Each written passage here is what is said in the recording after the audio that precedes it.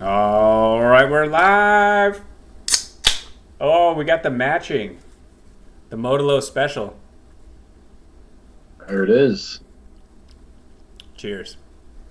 Oh man, I needed Another that. week in the I was books. waiting for I was waiting to crack that for like 30 minutes. I was so thirsty. Well, feel free to drink it because let's take a glance at the rule board here. It says a refresher. Last place in fantasy or pick'ems is a chug. And if I'm not mistaken, you hit the double whammy on that one. Double whammy. I got 20 points in pick'ems. I think that's probably the worst week yet. Tough week for your boy.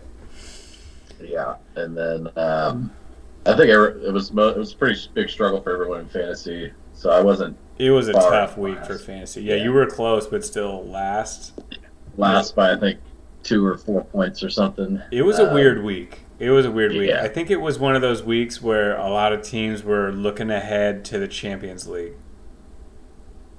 yeah. There's tired, changing things up. Maybe players were tired, so. Yeah, it was a tough week all around for me though. So Yeah, I'll drink half of this Modelo right we'll now. drink it away.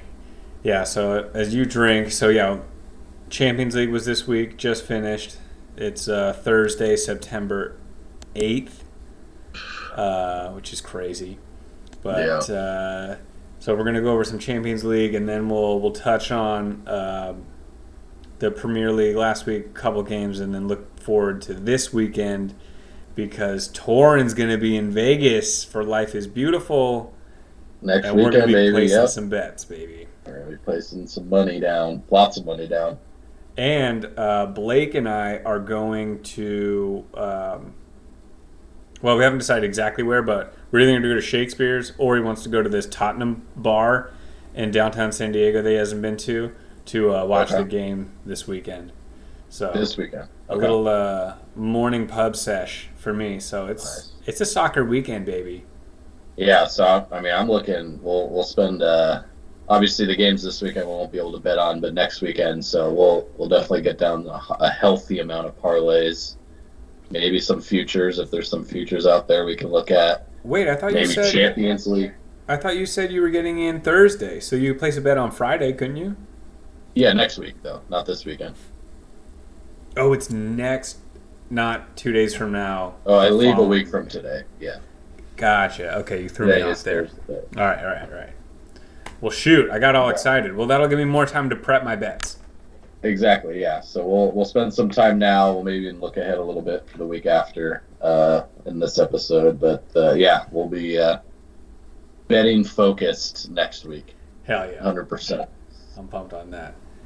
All And right. then yeah, one we did miss one rule, so doing a modification on our red card rule. We will count Champions League this week. There were no red cards in the Premier League last week, but there were two in the Champions League. Okay. So two drinks there. We had a red card in the Porto Madrid game and the Marseille Tottenham game. Yeah, let's just jump right into the Champions League right now.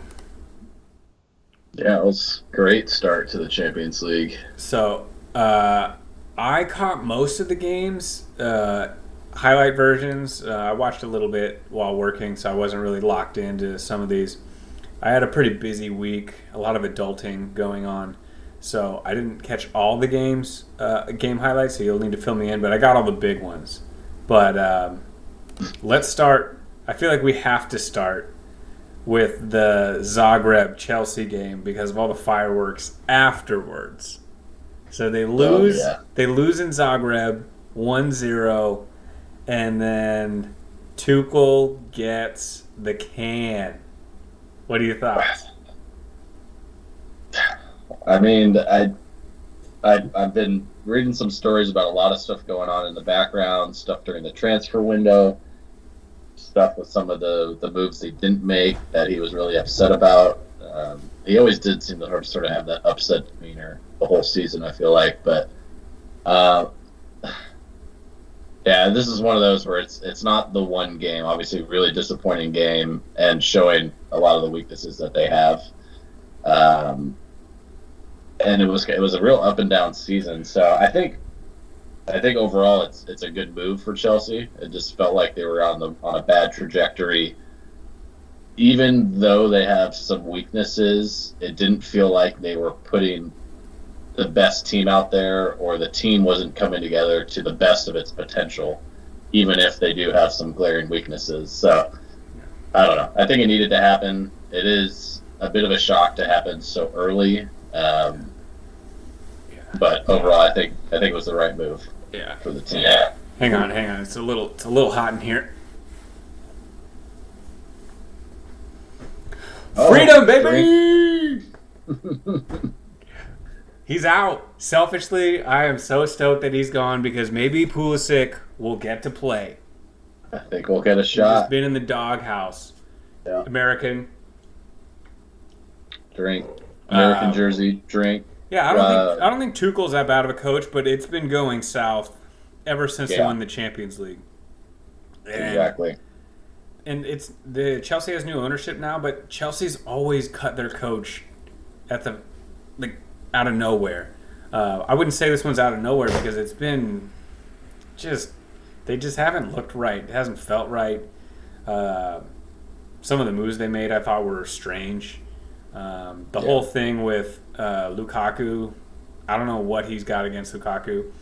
The fact that he keeps somehow Havertz just doesn't come out of his lineup.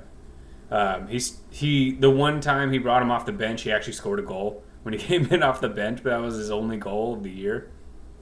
Mm-hmm. He's just been playing like shit, and yet he plays more than anybody else. I don't get it.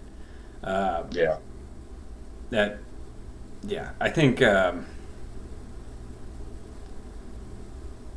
it kind of leads me to a bigger question of how important is the manager? Obviously, it makes a difference to have a good manager, but this team's still going to be fine. Do you think they're going to play any worse or better because he's gone? There's still a ton of talent. They're going to buy more players in the next transfer window, and I don't think they. I mean, to be honest, in this case, I don't think they could play worse. I think regardless of whatever manager is there, when there is a management change and there's a new guy that comes in, there always just seems to be at least 75-90% of the time some sort of renewed energy and players trying to prove themselves again and wanting to get on the new coach's good side. So I think regardless of whatever move you make, making a move generally just inspires the team to play better, I feel like. So what do you know about Graham Potter? I was surprised, I would say. The one thing I will say about a coach being fired is if you're going to fire a guy, make sure you have his replacement and make sure it's someone better. Which it very much seems like they did. So, but Graham Potter was just it's not a big name. It's surprising. It's not. Assumed it would be a Zidane or something. Exactly, but it happened, and we'll get into that a little bit later. I got some questions for you there, but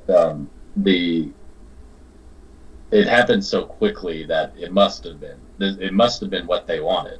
Is my thought. I'm sure they reached out to somebody like Zidane or Pochettino or whoever, and either they weren't interested or they were going to have to wait, and so instead they kind of set this up, and as quickly as they could, essentially. But it felt to me like it was already a sure thing. Yeah.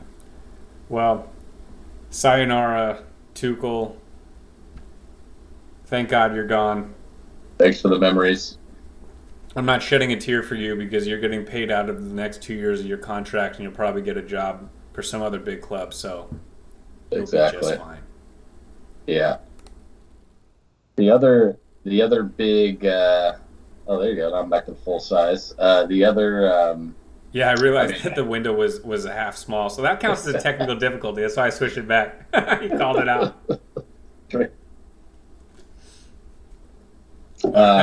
The other big highlight, if you, I don't know if you watched all the games, but that Liverpool-Napoli game was we got to talk about that. We got to talk about that. That was an iconic game. That was amazing. I loved it. Every second of that. So I was on a text thread while I was at work and I wasn't watching the game live. And I saw it, so they kind of ruined it for me. But the text was, "Is Liverpool broken?"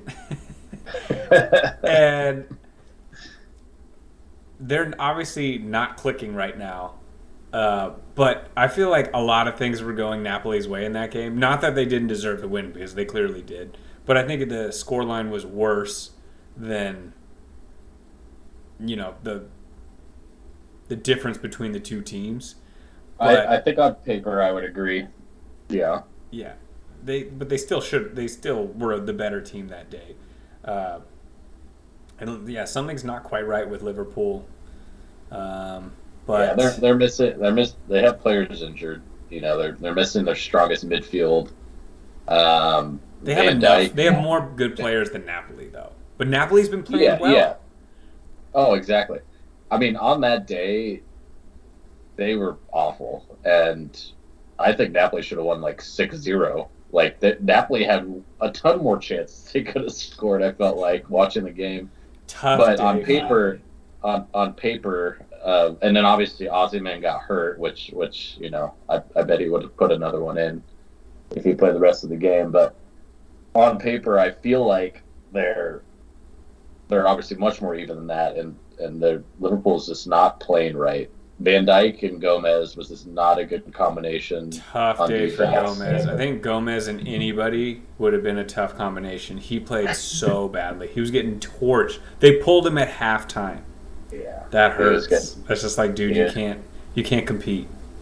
yeah. Ugh. He's getting jacked up. I feel bad for him. He's been coming back from a really bad knee injury. So this doesn't look right. And then Van Dijk, it's the same thing with Van Dijk though. Like, I don't know what it is about Van Dijk. He used to be so like when you watched him play, he used to be so like proactive. Like he knew what the other player was going to do, and he was there before they even knew they were going to be there. Like he just was like so instinctual and quick. And now it almost feels like he's waiting. Like he's not going full speed until too late, is what it feels like to me. And then he tries to make up the ground or make up the difference, where before he was kind of just always there ahead of time. And there's just something off with the way he plays. Like, I can't really say it's anything like athletically per se, but it's like I think a little bit athletically, but yeah, you nailed it. I mean, a little bit. I mean, that's part of it. But I feel like he could still do what he does, but there's something off with just his mental approach and his confidence, maybe. But together, it was just they look bad out there. Does this change your outcome or what you think the outcome will be for that group? Let me flash back real quick. I'm trying to remember what we had here. So that was 2 episodes ago. Yeah. So. So yeah, you had. I don't know. You had Ajax and Liverpool advancing and Napoli not advancing. I had Liverpool and Napoli, the two teams that played, advancing. Ajax had a strong showing as well, though. I know. I need to see Ajax play Napoli first, I would say. This group is pretty sick, strong. though. I like this group. Yeah, they looked pretty damn strong. So obviously they're playing Rangers, but yeah, I would hesitate to change it until we see week 2 or 3 in the books. Mm-hmm. Yeah, I'm not putting up the white flag on Liverpool just yet. Yeah, no, not yet. All right, other big games. We don't have to go through all of them. We mentioned Ajax. They stomped Rangers 4-0 at home. And then... Did you watch the Atletico Porto game? I did not. What happened in that game? Oh, man. You got to watch that. So, it was it was back and forth game, really intense game, like most Atletico games are. Typically, that's just like the way they play. But if you were to go and look at the score line right now, or go and look at the score stats, you'll see that every goal in the game came in injury time at the end of the game. Really? 3 goals in injury time to end the game. Atletico goes up 1, I think, in the first minute of injury time. Porto wins a PK and scores in like the 5th minute of injury time, and then Atletico with Griezmann score on a flicked corner kick, like a flicked on header to Griezmann at the back post, scores in like the 8th injury time minute or something. It's like I think it was like one of the craziest like 10-minute spans that I've seen. It was absolutely wild. That's crazy. So yeah, you got to check out those highlights. Okay. Where we at here? And then Tottenham beat Marseille 2-0 at home. No surprise there, really. Bayern beat Inter. I'm not really shocked. Bayern, even though they were on the road. I was shocked with how bad Inter played. I'm not sure if you saw those highlights, but they did not look good. Like, they've looked dangerous in some of the Serie A games and obviously years past, and they have really good players on their team, and they did not look like they had it in that game. So I'm really interested to see how they bounce back in their second game. Let's see who they're playing. They're playing. Yeah, they haven't been playing that well. They're 8th in the table in the Italian league. So I mean, they actually have scored a lot of goals. But yeah, they're not setting the world on fire. But they're playing Victoria Pilsen next week, so they'll have. It's actually next week. Another awesome thing with Champions League this year. We have Champions League next week, which is awesome. I like back-to-back weeks. I think it's really going to affect Premier League games. I mean, all the best teams have deep rosters, but I think there's going to be some letdown games against some of these middle to smaller clubs in the Premier League because they're either going to be tired or focused on the next game for Champions League. This early in the Premier League season, I mean, you got to prioritize Champions League, I think. Yeah, it looked like that a little bit. I mean, there seems to be more subbing going on in the Champions League and subbing earlier in the game. So I think in general there's still a priority given to the domestic league in general. My Shakhtar team stomped on the road, 4-1 win. That's what I like to see. Big upset there, yeah. We talked about Chelsea. Dortmund won. Real Madrid won. Man City rolled Sevilla. No shocker there. Benfica. Did you watch the PSG Juve game? I did. Juve looked all right. They hung tough. I feel like. Yeah, no.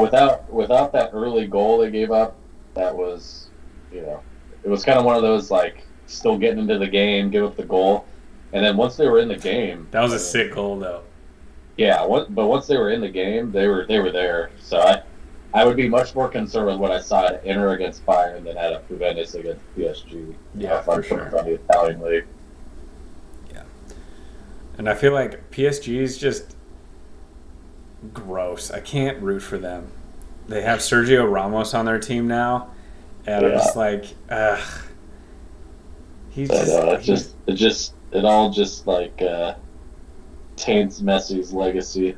It reminds me of like LeBron getting his like friends to play on the team type of thing. Like it's just I don't know, these like old veterans that are like banding together. Mbappe's young and was there first, so I'm not mad at him. But I just don't like the PSG team. I don't root for them whenever they play. Yeah. I don't know why. I found them more likable when Di Maria was there. Yeah, I agree. I like Di Maria. Yeah. But yeah, PSG ended up winning that game 2-1. But yeah, Juve was right there. So the other side of that group is Benfica, and that team I can't pronounce very well, but Benfica won. So that Benfica Juve game is going to be big. Yeah, Maccabi Haifa. Yeah. So that was real exciting first match day though. So and awesome when we get to see it again next week. So so next week just forecasting some of the huge games that we'll have going. So we'll have Liverpool against Ajax. I think will be a good game. We've got Bayern against Barcelona. which will be awesome. Where's that one at? At Bayern. Oof. So Give me Bayern. Yeah. Who do you take? We've got I think Real Madrid Leipzig could be a real exciting game. We've got Man City at home against Dortmund. I think that'll be a great game. That'll be a good game too. And then Juventus at home taking on Benfica. So yeah, damn, that's another good game. Those are better games than this week. Yeah, so some really exciting games next week. This would be awesome that we get 2 weeks in a row of this. Damn, I wish we could bet on those games. I know, it sucks that it's going to be right when I'm getting there. But we could potentially, they'll have lines open for the next match day. That's going to be October 4th, so that'll be match day 3. And then once again, it'll be back-to-back weeks in October. So we'll get some more of this back-to-back Champions League action. Nice. All right, so why don't we jump over to Premier League? Hang on, I got a. Oh wait, why isn't it working? What the heck? There it is. All right, yeah. Never mind. We'll jump over. I was trying to pull up some live odds, but it didn't load. Oh, looking at the league for Champions League next week. Yeah, it didn't. It's not there. Anyways. Yeah, they might be still working on the lines. Yeah, so last week, which seems like 3 weeks ago at this point for me, just to recap, we had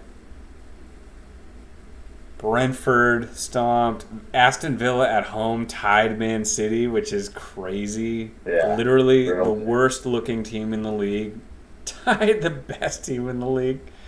That was crazy. Man United beat Arsenal at home. Good showing for Man United. They looked strong. They looked strong. Who did you pick in that game going in? I picked a tie, actually. Oh, you did? I thought it was going to be a 1-1 or 2-2 tie. Arsenal, I mean, it was, the 3-1 might show us sort of like a dominating performance, but I think it was pretty even. No, they were in the game, yeah. Yeah, so it's, I'm not upset with my pick, but I think it was a deserved win. I think it was a close game, but yeah, I think it's a fair score for the game that we saw. Yeah. Looking ahead to next week, there's a couple games that catch my eye. One, Man City at home against Tottenham. That's going to be awesome. The odds on that game, Man City to win -260, Hotspurs to win +600. They are massive underdogs. To draw is +420. I'm going to pick Man City. I'm too scared to bet on Tottenham, but I would love to see Tottenham, give them a run, Yeah. I mean, that is one where I would not be upset putting down money on a draw at +420. Yeah, it's a possibility. Yeah. It's a little scary. But a draw there to me is, when you start getting into the 400 range, for two good teams, for example, if you look at the Liverpool Wolves game, the draw there is at +460. Yeah. So you're getting almost the same odds between Man City and Tottenham, where it's a much more even game. They just really think Man City's going to win. Yeah. Which that's is crazy. Going. It's What other games? What games do you like? For next week or this weekend? Let's see. From an entertainment standpoint, I think West Ham Newcastle will be an exciting game. Ooh, yeah, I like that one. I think Crystal Palace and Man United could be a really interesting game too. Crystal Palace is one of those teams that shows up for the big teams, and I don't know. That could be. They're at home. I think they could give Man United a run. I I I have hope that the Leicester Aston Villa game would be exciting. I mean, Leicester's got to get their head out of their ass, and one of these games they're gonna start really fucking trying. So that was my circled bet right there. They're plus 145 to win. I like that. At home. I like that. At home, Aston Villa's playing coming a off Villa of like team that is not good. Coming off a real tough game where they tie, what probably feels like a victory, tying Man City. So I would hit that game if on we. the table. Yeah, if you were actually in Vegas this weekend, I would be like, give me $50 on that one. Yeah, That would be my bet. I also think that what was interesting is Brighton on the road is minus 115 at Bournemouth. I feel like that's generous. I know Bournemouth, they won last week, but Brighton, they beat Leicester.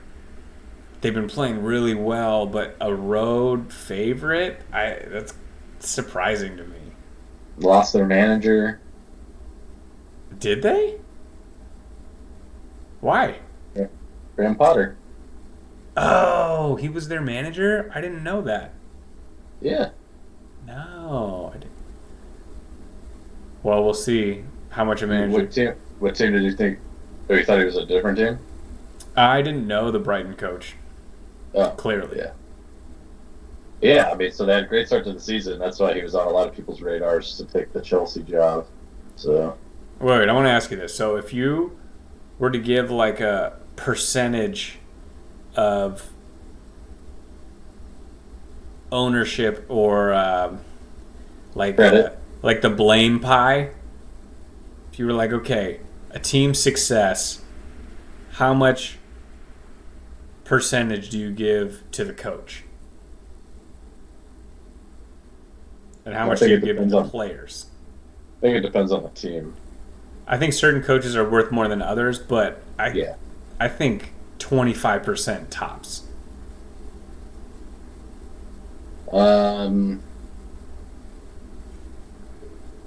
I would say, I think you could split into two things.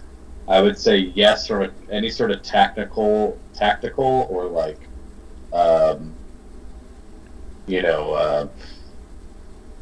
mental standpoint. Yes, I would agree. 3/4 of it's the players, right? But there's also coaches that carry a reputation that allow you to get players. And so from that standpoint, having a Pep Guardiola at Man City alone brings half of those players that are now, so if you look at it from that standpoint, I think you could raise that percentage above that. But from any sort of technical standpoint, I would agree with you there. That No, you're right on that for sure. But if at a place like Chelsea, where all the players are already in place, the transfer window just closed, and all these guys are coming in. Yeah, right. It's like Fofana and Aubameyang are still there, and Aubameyang's probably bummed. He's like, "Oh, I got to come back to my old coach." Like, sweet. Yeah. And then in one game, and he's out. So yeah, Potter's coming into a pretty sweet landing spot. I feel like he'll have an out if things don't go well. I didn't have a choice in any of these players. It was tumultuous start to the season. And if everything goes well, then he can take credit. So yeah, you're right. I think it's kind of the best of both worlds coming in as a new manager in that situation. It does make you think it's really fucking odd that they would go through this whole transfer window, have Tuchel's input on all the players they're going to get and all this stuff, right? And then turn around to let him go the second it ends. Yeah. So that is really odd to me. It makes me feel like the group, the management, the new ownership group, like maybe doesn't fully understand all the intricacies and ins and outs of how this works. Whatever was going on, there was definitely more behind the scenes that we don't know about. Yeah. But so I think All right. Before See what they do. before we get into trivia and stuff, are there any other games that catch your eye from a betting standpoint? Uh, Are you gonna pick a prop bet?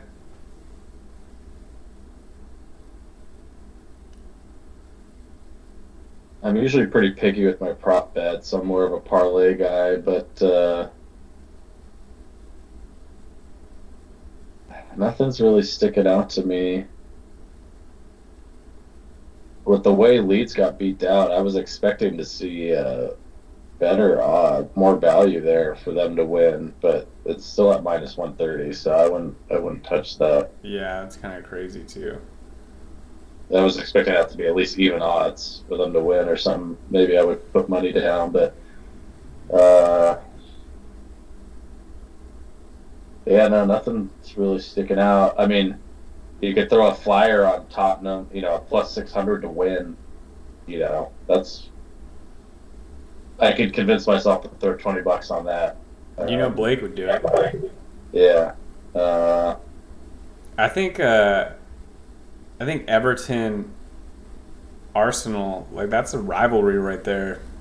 I could see a hard fought draw out of there. yeah. I don't Plus know. 200 Brentford on the road at Southampton. Brentford looked strong last week. Yeah. They had a great game. Yeah. Uh, yeah. I mean, there's a few attractive ones this week. Do you want to get into trivia? Yeah, I do have a couple of rumors for you first, just to get your take on.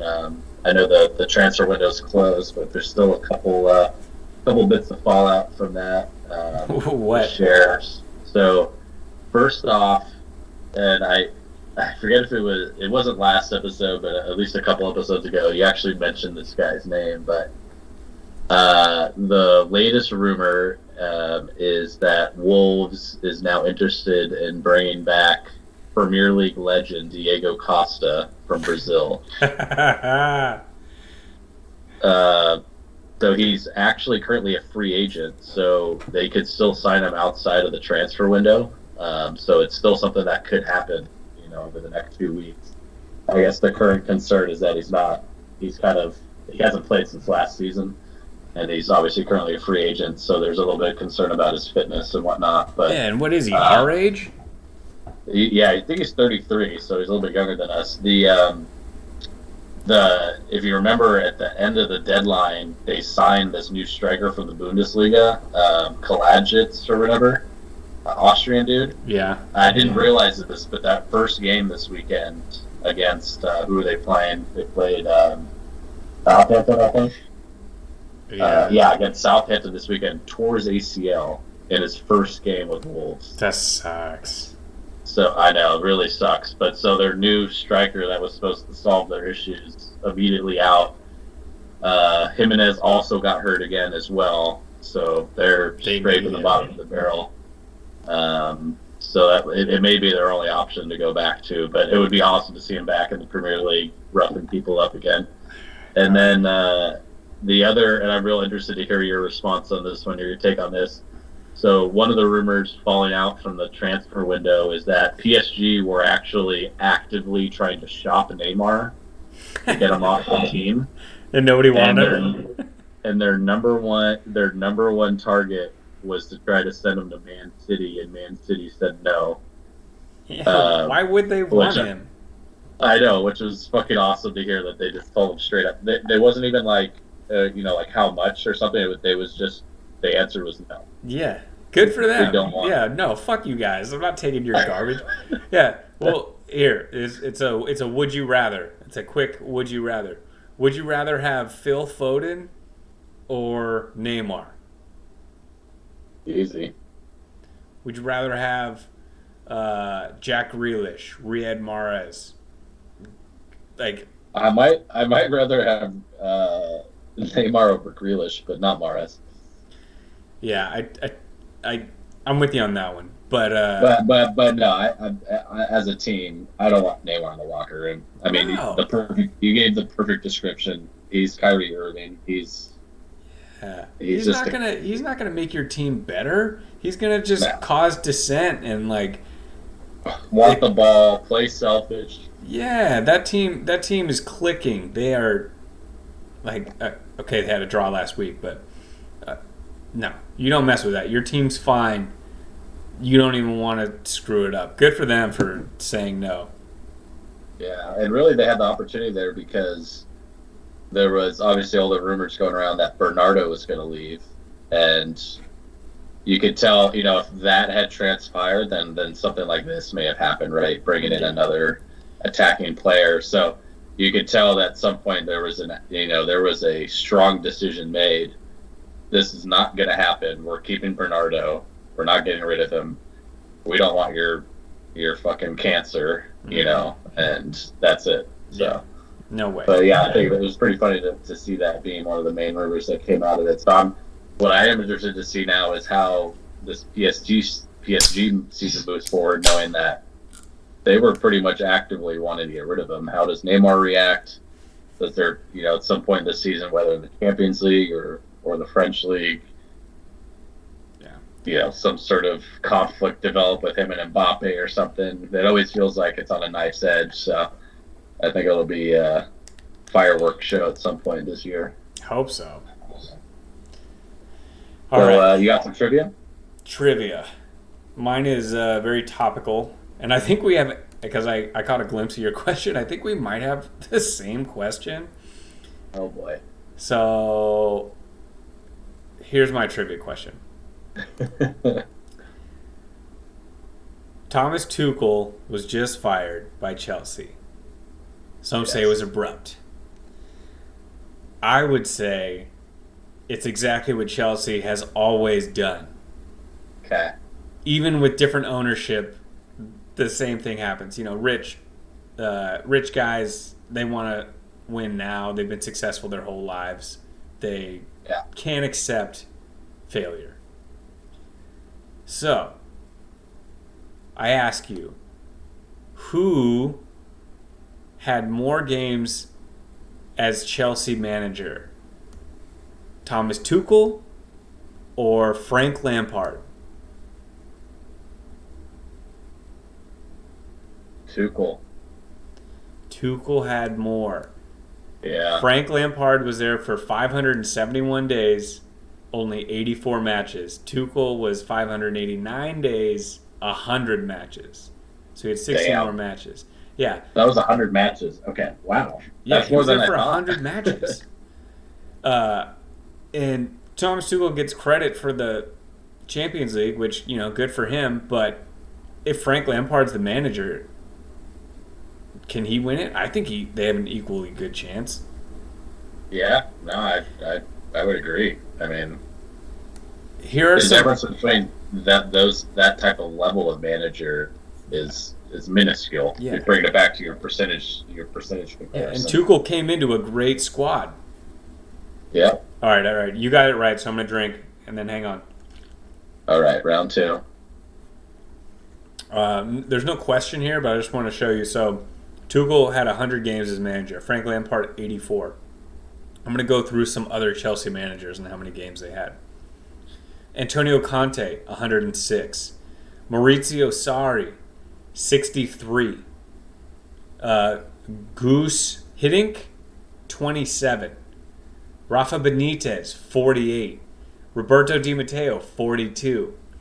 Andre Villas-Boas, remember him? 40. 40.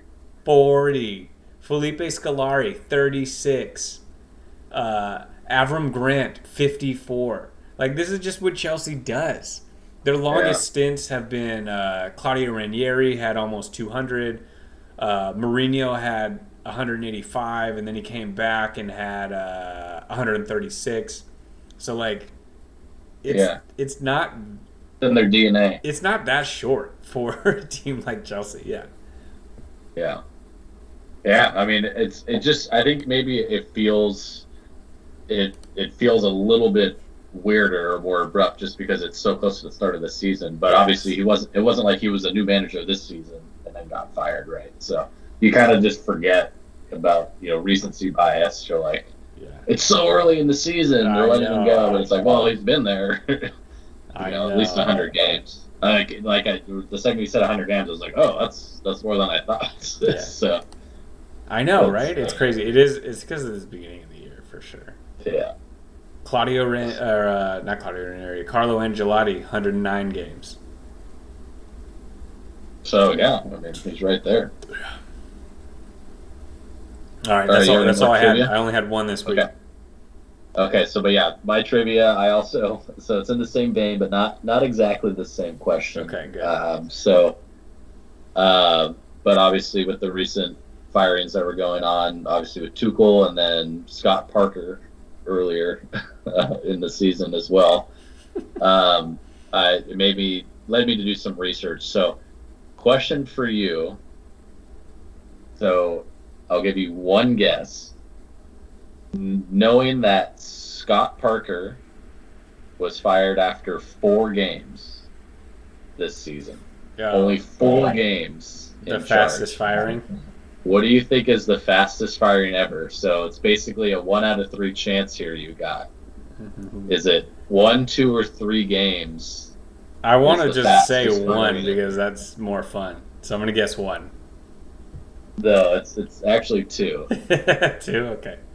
But I was in shock. I thought like his would have tied for the fastest ever, and it's actually not. So the fastest ever was, let me pull up this list. It was Kenny Dalglish got fired as Newcastle manager in '98 after 2 games. And there's, let's see here, 1, 2, 3, 4, now 5 managers tied for second fastest getting fired after 4 games. Scott Parker actually tied for second fastest ever to start a season with 5 other managers. The most recent being Javi Garcia from Watford in 2019 after 4 games, and then Frank de Boer, if you remember that, from Crystal Palace in 2017. They lost their first 4 games like a combined like 13-2 or something. I remember something ridiculous. They looked terrible. And the next thing you know, he was coaching the Netherlands national team. I don't know if you remember this. So he gets fired from Crystal Palace and then gets hired as the Netherlands coach and then immediately gets fired again from there, and he's coaching in the MLS. So it was just terrible coach. And then before that was all the way back in 04-05. So yeah, I thought it was interesting to see just the how fast some of these managers go. I know. And then I was also looking at the odds here. So this was, believe it or not, so before the Champions League this week. So this was after the weekend games in Premier League, but before Champions League. All right, so obviously before Chelsea lost to Zagreb. Tuchel was actually only the 3rd highest odds to be fired. So Brendan Rodgers was actually leading the way, and then Steven Gerrard in second at 7-1 odds, and then Thomas Tuchel almost twice as or half the odds as Gerrard to actually get fired at 14-1. So in the span of one non-Premier League game, he went from the 3rd most odds to being fired. So just like that. It's crazy. It's a crazy job, man. I would totally do it, though, because even if you get fired, you still get paid. Yeah. Pay him out. Yeah, it's a crazy world. So, that was it for trivia. I think... I got some would you rathers for you. Yeah, hit me with those. All right, so so sticking with the manager firing and hiring vibe. So I originally started thinking of this before I realized that it was official that Graham Potter was hired.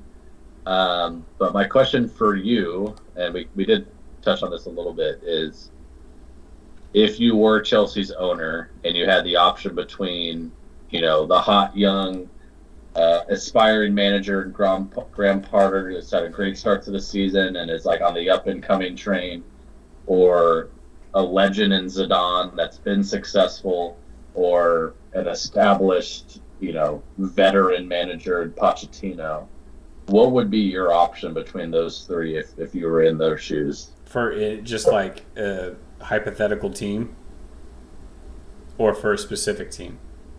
If you were Chelsea's owners in this Oh, case. Chelsea. Yeah. If I were Chelsea, I would go Pochettino. I think he's a good coach.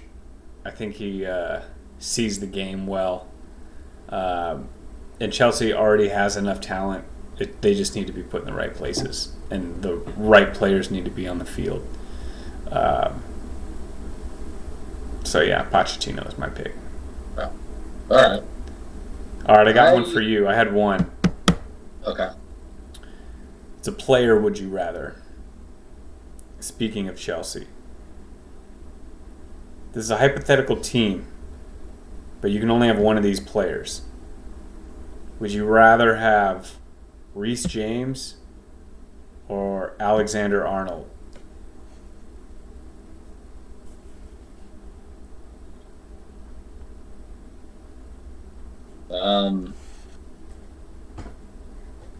I'm struggling to remember their ages. They're probably close in age. Yeah, they're around the same age, I think.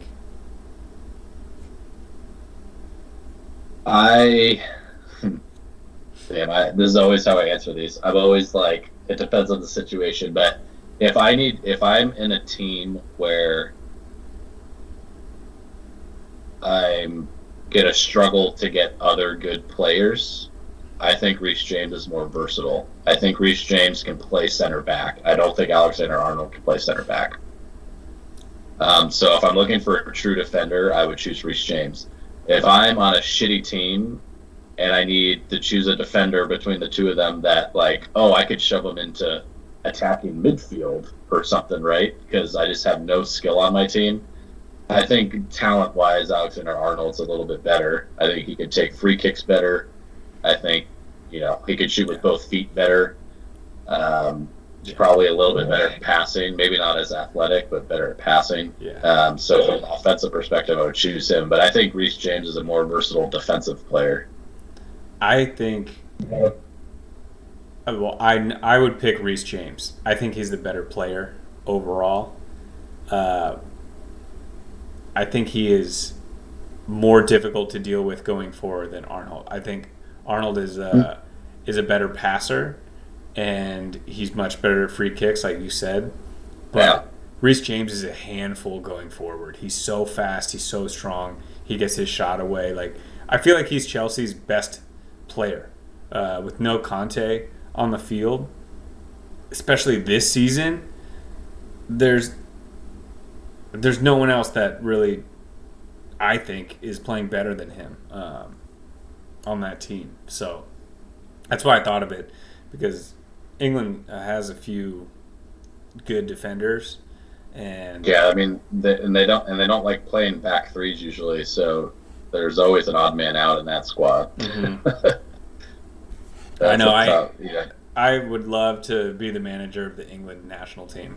I feel like they have three starting right backs. So there are four. They have four starting right backs. I don't know how you make that decision. It's crazy. Yeah, it's tough. Gary Neville, I think he fucked up the World Cup or the Euros, but it's Gary tough. Neville? They have a lot of dudes. Oh, Southgate, Manager, Gareth Southgate. Yeah, okay. Thank you. Yeah. Yeah. He fucked up the Euros, in my opinion. Yeah. They're so talented though. I can't wait to beat them in the World Cup. I can't wait to beat them. I feel like I know it's one of those. We've done it 2 years in a row, 2 World Cups in a row. I know. Harry Kane scares me, but he's. Yeah. I really hope they play Maguire. Oh my God, I hope. I think if they play Maguire, we have a chance. And I'm not even saying that to shit on Maguire. I just think that our players could run circles around him. Play Maguire and Stones in the back, Oh please. my God, no, yeah, but they'll probably play Dyer. I don't know. I feel like in a game like that, I feel like they're gonna put Dyer at, like, defensive midfield or something like that. Yeah. They're gonna they're gonna expect like a hard physical game, and See, I think Dyer will be on the field. But I think they'll find a way to play another real defender. I think Maybe they'll have. they'll I think they'll have a maybe they will play a boring. back three. I think they'll have a boring old lineup of they'll go Kane and Sterling, and then they'll play like Henderson. They'll put in Phillips. Who knows? Who knows what's gonna happen with Phillips though? He ain't playing shit right now. I know So, he came in a little bit in the champ. Well, that's what like. Why would you go to Man City? Like you're not gonna Yeah. play. I don't understand Yeah. that. Like, go just stay on your team and fucking be a stud on that team and get playing time. Like I don't understand why players do that. Leeds wanted the money. I don't know. If I'm the player, you're like, oh, I'm making a step forward. It's like, yeah, but are you? Because you're not playing anymore. Yeah. I don't know. Anyways. Pulisic, perfect example. Yeah. Yeah. So my last would you rather. So once again about the manager. So this one's actually about Tuchel. So right now there appears to be a short list of 4 teams that he's most likely to be moving to. So my question for you, and I'll go through the 4 options here. So it isn't a straight up, which of these 4 would you choose? But there's one really big name team, and then there's 3, sort of medium tier teams. So on the medium tier side, they say he's potentially likely he'd go to a place like Leicester City, Monaco, or Bayer Leverkusen, and could probably do that very quickly, right? If he said, "Hey, I'm in," he could be there this week. If he wanted in at any of those 3 teams. But they're also saying there's a chance that Madrid could be interested in him, Real Madrid. But you would have to wait for there to be a window opening, right? So obviously Ancelotti's there right now. They're not in a current position to really let him go in terms of their performance. So my question for you is, would you, in a position like Tuchel's, want to wait for the biggest of the big names, or would you want to get back into managing quicker and settle for, a mid to high tier team, but not at the very top? Yeah. Right. I would never settle. If you get to the point that Tuchel is at, there is so much turnover at the managerial position that you don't need to rush. And like we already talked about, he's getting paid for the next 2 years. He doesn't need to jump into a sloppy rebound to another team. He can just wait for the next good opening, because there will be one, and then he'll be first in line. That's what I would do, 100%, not even close. Yeah, I would wait it out too. I think, there's no need to rush. I mean, we just went through all the reasons why it's not a secure job. So there's going to be openings. Yeah. And You never know. A month from now, it could be like, oh my gosh, Real Madrid lost 4 in a row, and yeah, whatever. Barcelona is looking terrible. Like I don't know. Like who knows what's going to happen? But he could go to any of these big name clubs and be the first in line. So yeah, I wouldn't rush it. Yeah. Wait for the good situation, whatever that is for him, and then take it. All right. Is that it, huh? This is probably our shortest one ever. Look at us. Yeah. Do you want to take a look at any games next week already, or hold off on that? You mean the following Champions League week, or the Premier League when I'm in Premier League? Vegas? Okay, let me just take a glance. looking at some preliminary odds. So we got Southampton at Aston Villa, Fulham at Nottingham. We got Man City at Wolves, Bournemouth at Newcastle, Leicester at Tottenham, Arsenal at Brentford, West Ham at Everton, Leeds at Man U, Liverpool at Chelsea. Ooh, Liverpool at Chelsea. That's going to be a fun one.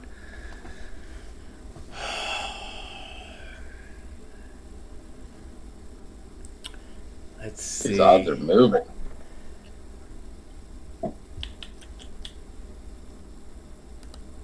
What are the odds on that game?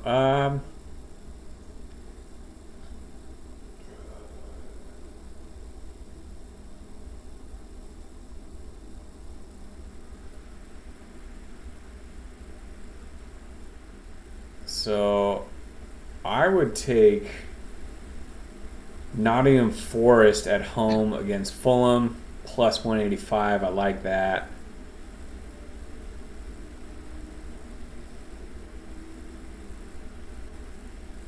I think if I were to pick an underdog, I kind of like Everton at home against West Ham. And what's crazy is they're doing exactly or nearly exactly even odds Chelsea and Liverpool. That's wild. Yeah. That's wild. Straight pick 'em. Yeah. I'm not the biggest fan of a lot of these game lines. I would probably be erring towards over-unders. I would take Chelsea, I think, at home against Liverpool. That Liverpool team is not playing well. It's amazing that they're getting even odds on the road, even with Tuchel fired. I think. Yeah, and at home. Yeah, no, I think that's a good argument for that.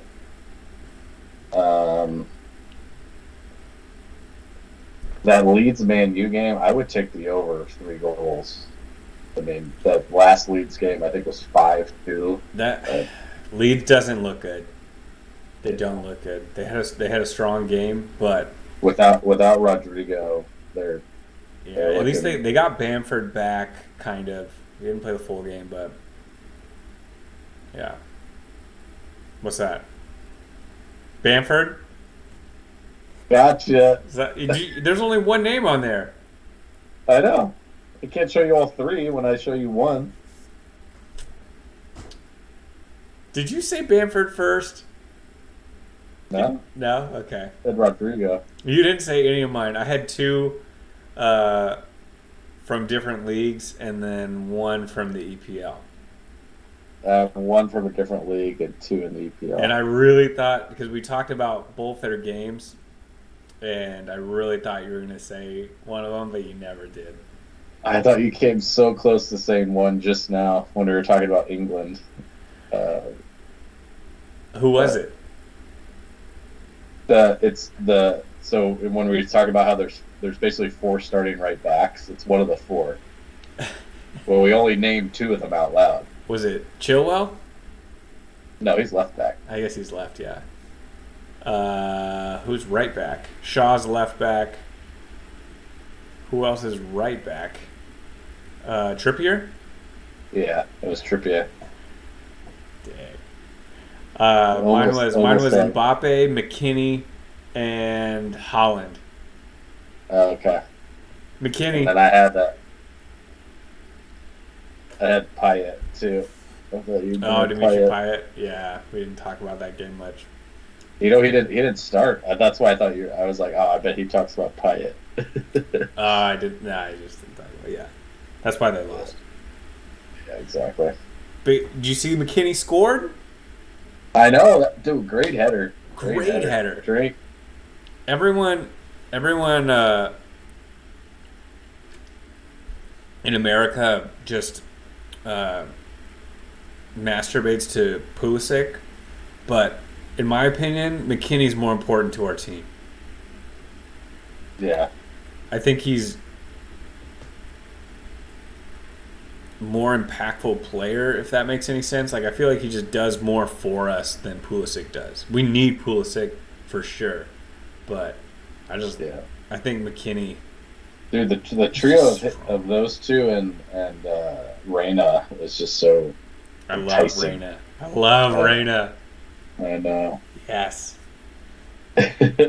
Our team is gonna be so fun. It's gonna be we're gonna be a problem. We're gonna be that annoying fucking team that nobody wants to play. It's Young like ass dudes. It's for the big countries that are like, okay, they're gonna be favored, but it's like, fuck, we gotta play this team. Like, we're gonna be young, fast, like energetic, and just like, yeah, it's gonna be a kind problem. of not like scared. They're just gonna kind of be like they have that because they all play in Europe now. They kind of have that confidence that I feel like we were lacking in the past. Oh yeah, We're like, absolutely. oh, we're not good enough. We try hard, but we're not good enough. And now it's like, I play against these fools all the time. Yeah, It's like, exactly. We had fucking Rastafarian playing center mid, just getting his ass kicked, running as fast as I do. It's like, yeah, right. it's like this can't be our best midfielder in the world or in the country. Like it can't. Yeah, seriously though. I kept looking at our roster, being like, this can't be our best player. This can't be. Thankfully, those days are over. How is this the best American? Yeah, I would always say that to myself and drive me nuts. Those days are long gone. Yeah, I don't. I'm looking. I mean, I would be willing to take the over on the Wolves. I might do a parlay. The over on the Wolves, Man City, Because it's going to be like 5-0 Man City. and then over on the Man U Leeds. Damn, that's only plus 250 odds. You have to three-way that one. Yeah, but maybe that with like what was it? Like Chelsea to win at home. Yeah, that would get you up to plus 829 odds. So, yeah, we can get creative. I'm willing to do like a bunch of different little mini parlays. Yeah. With the big, Yeah, down for like we should do like a long shot parlay. Like even like two yeah, teams, like Brentford to win and parlay that with the whatever, like Nottingham Forest to win or something. yeah, Like something that'll give us good odds. Yeah, I'm down to do a bunch of them. yeah. All right, well let's come Excited. correct to the next show with Yeah, a well, list of bets. I'm gonna do some yeah, research yeah. So I'm thinking we'll need to try and do it Wednesday. Since I'll be on the road Thursday. So for sure. if that works, Tuesday or Wednesday.